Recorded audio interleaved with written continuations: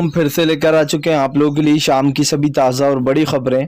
एक एक कर आपको सारी खबरों की जानकारी देंगे आज देश दुनिया में क्या कुछ हो रहा है। दरअसल दोस्तों सबसे पहली जो बिग ब्रेकिंग न्यूज़ आ रही है, आपको बता दोस्तों किसान नेता राकेश टिकैत का बड़ा ऐलान। बोले फिलहाल 9 महीने पूरे होने पर होगा सरकार का जमकर विरोध। जी हाँ, सरकार नहीं सुन रही है किसानों की बात। इसके बारे में आपको विस्तार से बताएंगे। वहीं पर दोस्तों अगली बिग ब्रेकिंग में हम आपको बताएंगे तालिबान ने दोस्तों दी भारत को धमकी। बोले फिलहाल पाकिस्तान तालिबान का दूसरा घर। इसके बारे में भी आपको विस्तार से बताएंगे। वहीं पर दोस्तों अगली बिग ब्रेकिंग में हम आपको बताएंगे राहुल गांधी भड़के। बोले प्रधानमंत्री नरेंद्र मोदी देश का सौदा कर रहे हैं। जी हाँ, अब इस देश का सौदा होने लगा। इसके बारे में आपको विस्तार से बताएं। वहीं पर दोस्तों अगली बिग ब्रेकिंग में हम आपको बताएंगे। जी हाँ, दरअसल दोस्तों आपको बता दें अब राष्ट्रपति जो है वो जाएंगे यूपी में भाजपा का प्रचार करने। विपक्ष भड़का। बोले राष्ट्रपति को भी नहीं छोड़ा प्रचार में। इसके बारे में भी आपको विस्तार से बताएंगे। वहीं पर दोस्तों अगली बिग ब्रेकिंग में हम आपको बताएंगे। जी हाँ, दरअसल दोस्तों आपको बता दें अब जो है यहाँ पर अडानी हिमाचल प्रदेश में दोस्तों सेब के भाव दे रहे हैं कम। लोगों ने कहा इसी तरीके से अडानी लोगों की जो यहाँ पर संपत्ति अभी जब्त कर लेगा और किसानों को फसल का सही दाम भी नहीं देगा। इसके बारे में भी आपको बताएंगे।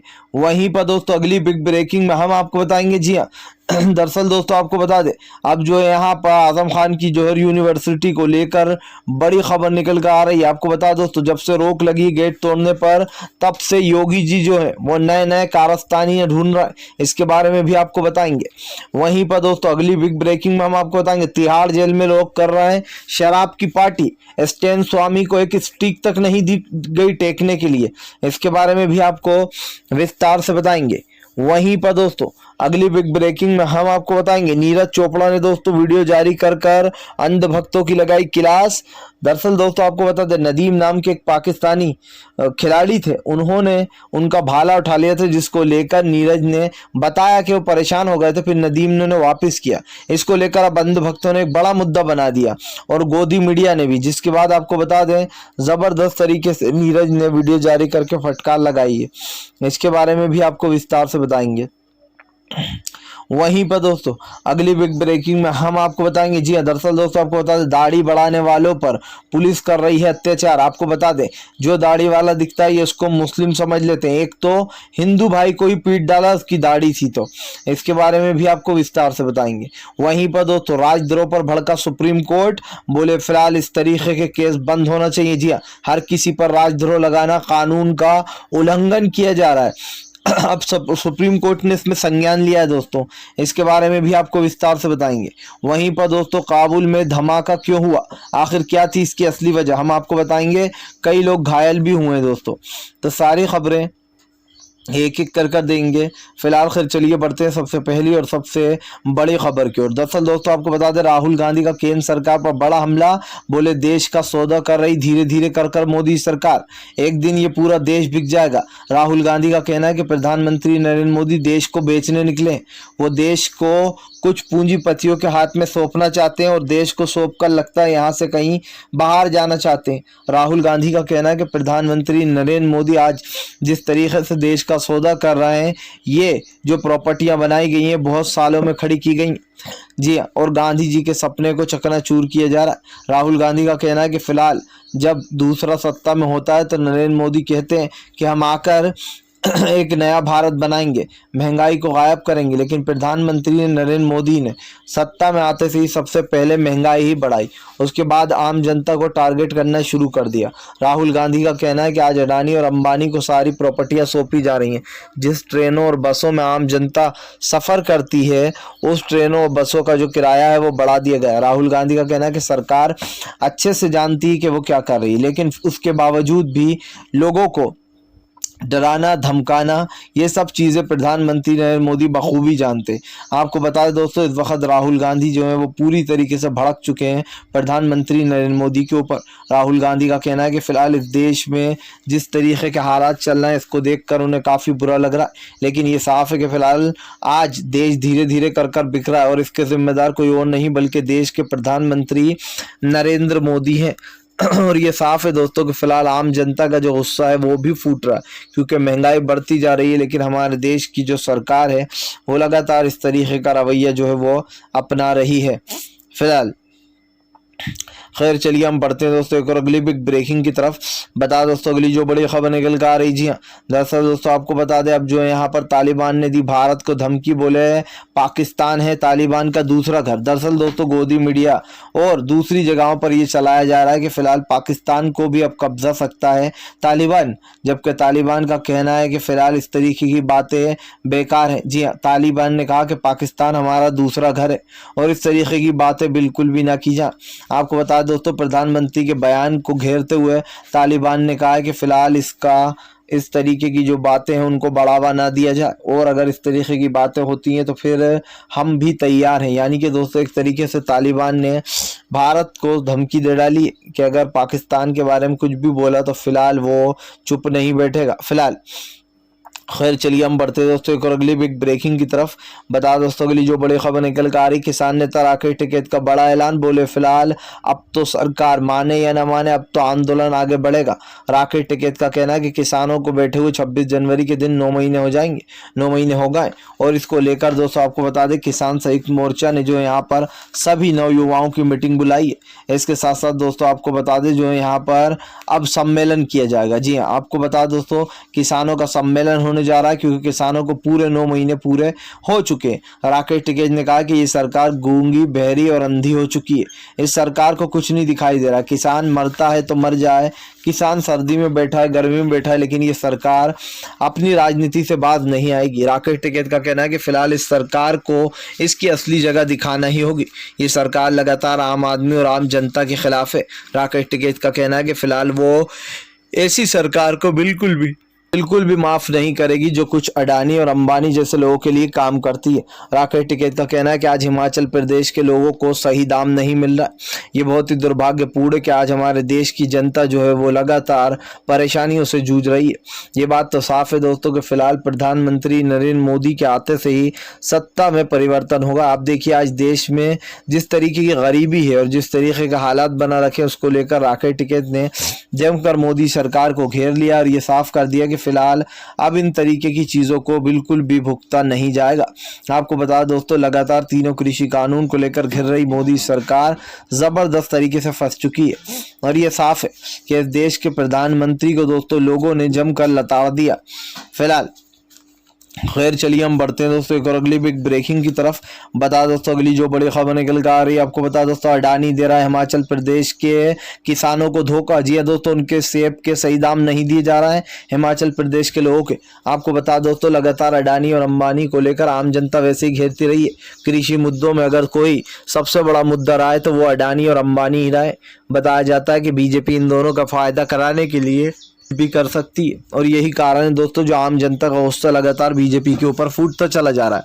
अब अडानी और अंबानी के मैटर को लेकर दोस्तों जबरदस्त तरीके से भड़क गए आपको बता दें, और इस भड़कने का मतलब भी ये है कि फिलहाल अडानी और अंबानी जिस तरीके की राजनीति कर रहे हैं और मोदी सरकार जैसे उनका फायदा करा रही है, इसको लेकर किसानों ने बड़ा हमला बोल दिया।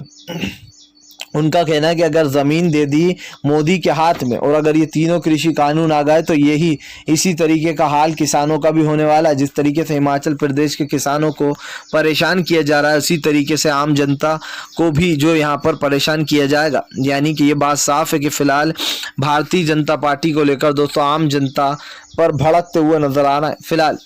खैर चलिए हम बढ़ते हैं दोस्तों एक और अगली बिग ब्रेकिंग की तरफ। बता दोस्तों अगली जो बड़ी खबर निकल कर आ रही, जी हाँ, दरअसल दोस्तों आपको बता दें अब जो है यहाँ पर राष्ट्रपति कोविंद जाएंगे यूपी में प्रचार करने। आपको बता दोस्तों अब इन लोगों ने बीजेपी वालों ने राष्ट्रपति को भी नहीं छोड़ा, विपक्ष का जमकर हमला। दरअसल दोस्तों उत्तर प्रदेश के 2022 में विधानसभा चुनाव आने वाले, उससे पहले दोस्तों आपको बता दें उत्तर प्रदेश के विधानसभा चुनाव आने से पहले जो यहाँ पर जमकर मोदी सरकार पर लोग बरसे। तो क्या कुछ कहा है चलिए आपको बता देते हैं। आपको बता दोस्तों अब राष्ट्रपति यूपी में प्रचार करने निकले, तो जिसके बाद आपको बता दें संजय रावत भड़क गए। संजय रावत का कहना है कि ये लोग अब राष्ट्रपति को भी नहीं छोड़ेंगे, उससे भी प्रचार कर डालेंगे। दरअसल दोस्तों बीजेपी की आदत रही है कि वो हमेशा अपने लोगों को प्रचार के लिए उतारती रहती है, चाहे वो राष्ट्रपति हो या कोई और हो। और ये बीजेपी की दोस्तों आज का नहीं है, बीजेपी का बहुत पहले से ये है कि वो लगातार ऐसे लोगों को जो है यहाँ पर उतारती है प्रचार के लिए, जो लोग उनके साथ जुड़े हो, चाहे वो जेपी नड्डा हो, अमित शाह हो दोस्तों, शिवराज सिंह चौहान हो, बीजेपी के जितने भी बड़े बड़े दिग्गज नेता हैं वो सब लोग प्रचार करने जाते हैं। लेकिन अब तो हद ही हो गई, अब तो राष्ट्रपति भी निकल पड़े हैं प्रचार करने। आपने देखा होगा दोस्तों बंगाल के चुनाव में किस तरीके से जो है यहाँ पर दोस्तों धन का राज्यपाल जो है, राज्यपाल की जबकि दोस्तों कुछ सीमाएं होती है, लेकिन राज्यपाल ऐसा लग रहा था कि बीजेपी का प्रचार करते फिर रहे हैं, जबकि हैं वो टीएमसी यानी कि वहाँ के जो राज्यपाल हैं उनको बेसिकली ममता बनर्जी का सपोर्ट करना चाहिए। लेकिन जैसे कि मैंने आपको बताया कि हर जगह राज्यपाल जो है वो केंद्र सरकार ही नियुक्त करती है, इसलिए जितने भी राज्यपाल हैं वो सब लोग बीजेपी के ही हैं और वो बीजेपी को सपोर्ट भी करते हुए नजर आते हैं। अब ये साफ दिखाई दे रहा है कि बीजेपी को यहाँ पर दोस्तों पूरी तरीके से सपोर्ट कर रहे थे और इसी तरीके से ये भी दिखाई दे रहा है कि इस वक्त सरकार जो है वो पूरी तरीके से घिर चुकी है फिलहाल। खैर चलिए हम बढ़ते हैं दोस्तों एक और अगली बिग ब्रेकिंग की तरफ। बता दोस्तों अगली जो बड़ी खबर निकल कर आ रही जी, दरअसल दोस्तों आपको बता दें अखिलेश यादव भड़के बोले फिलहाल आखिरकार उत्तर प्रदेश में इन 5 सालों में हुआ ही क्या है, योगी आदित्यनाथ अपना बायोडाटा दे दें। दरअसल दोस्तों आपको बता दें उत्तर प्रदेश के 2022 के चुनाव आने से पहले सियासत तेज हो गई है, जहाँ एक तरफ अखिलेश यादव जो दोस्तों किसान नौजवानों को जोड़कर जो यात्रा निकालने वाले, तो वहीं दूसरी तरफ आपको बता दें अब अखिलेश यादव ने योगी पर बड़ा हमला बोलते हुए कहा कि फिलहाल इन 5 सालों में उत्तर प्रदेश में कोई तरक्की नहीं हुई है। जी हाँ, और उल्टा जिन लोगों ने दोस्तों जिनके नाम थे दंगों में, मुजफ्फरनगर दंगों में जिनके नाम से दोस्तों उल्टा उनके ऊपर से केस वापस लिए जा रहा है। अब आप समझिए किस तरीके की राजनीति हो रही है। इसको लेकर अखिलेश यादव भड़क गए।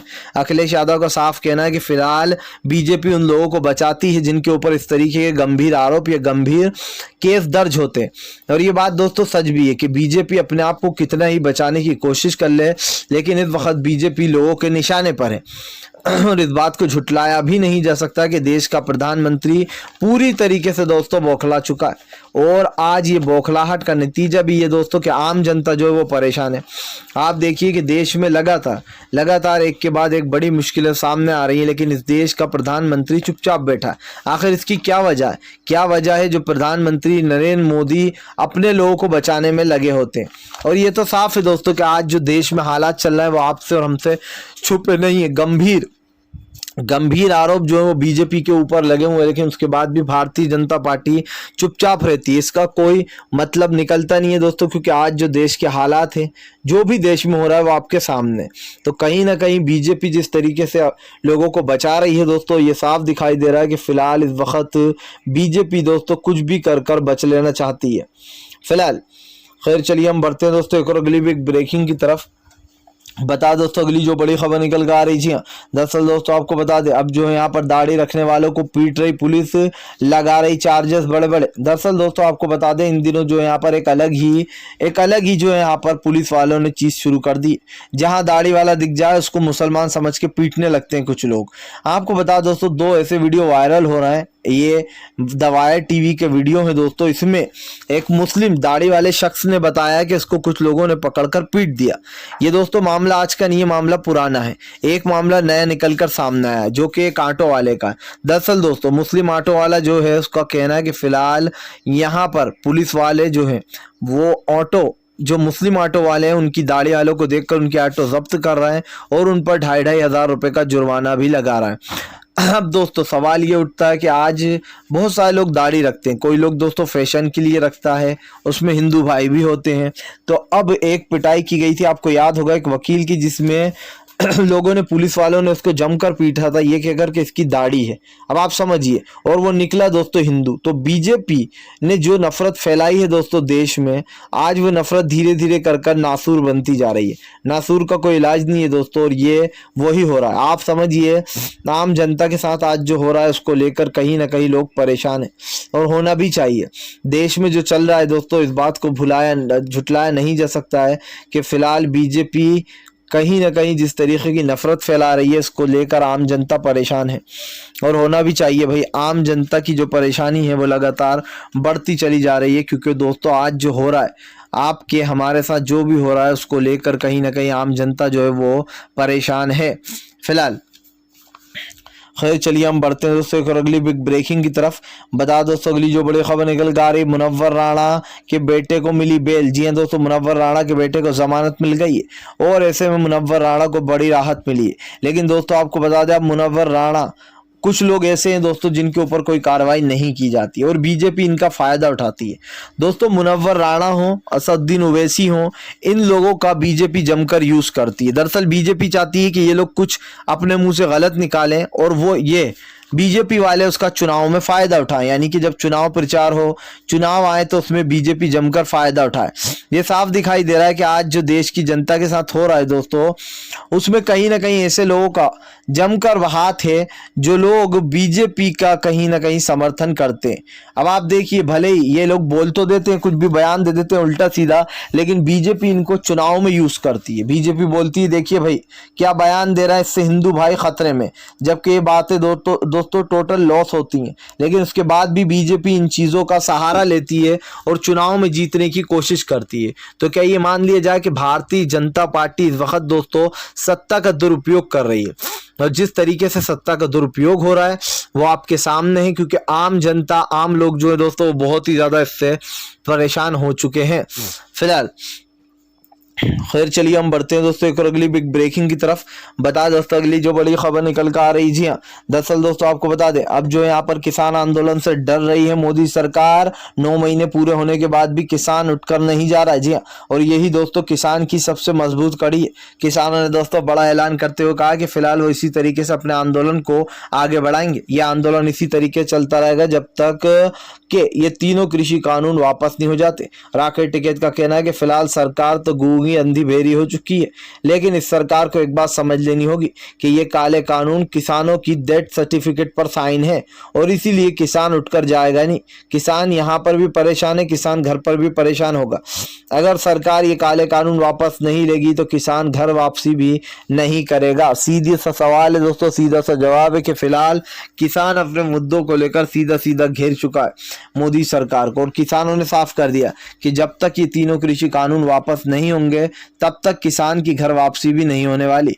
आपको बता दें लगातार दोस्तों ये मामला बढ़ता चला जा रहा है फिलहाल। चलिए हम बढ़ते हैं दोस्तों एक और अगली बिग ब्रेकिंग की तरफ। बता दोस्तों नीरज चोपड़ा ने दिया अंध भक्तों को बड़ा झटका, रहेगा सरसराते हुए। दरअसल दोस्तों नीरज चोपड़ा ने अभी हाल ही में अपने एक दिए गए इंटरव्यू में एक बात बोली थी जिसमें उन्होंने कहा था कि उनको उनका भाला नहीं मिल रहा था और उनका भाला जो है पाकिस्तानी खिलाड़ी अरशद नदीम के पास था।